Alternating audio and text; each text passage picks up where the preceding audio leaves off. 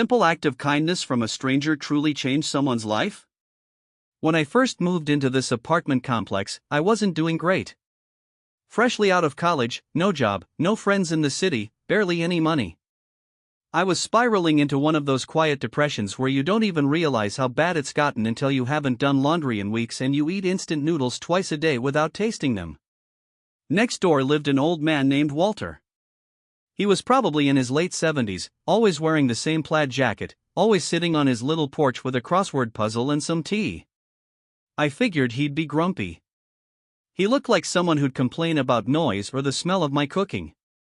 Instead, the first time he saw me, he waved. The next day, he said good morning.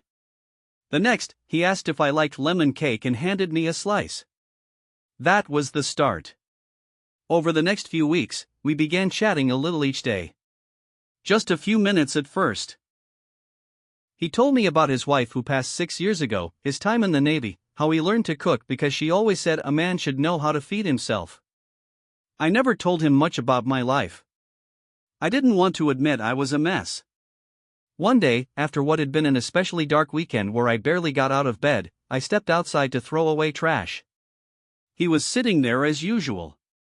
He looked at me and said, "Son, you look like you've been carrying a lot."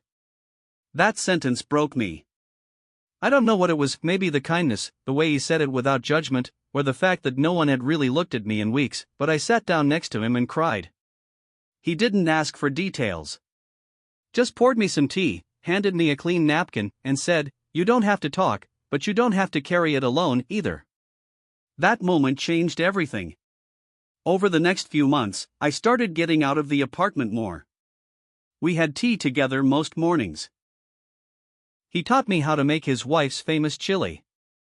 I helped him set up Netflix. I started applying for jobs with a little more energy. Eventually, I landed a part-time gig. Then a full-time one. And I started seeing a therapist. Life didn't magically get easy, but it stopped feeling like it was caving in on me. Walter passed away last winter. Quietly, in his sleep. His daughter came by to collect his things and told me, "He always talked about you. Said you reminded him of his son who passed young. You gave him something to look forward to each day." I thought I was the one being saved. But maybe we saved each other. I keep a framed crossword puzzle in my kitchen now, one we finished together. His last clue was 7 down, a 4-letter word for hope. We filled in life.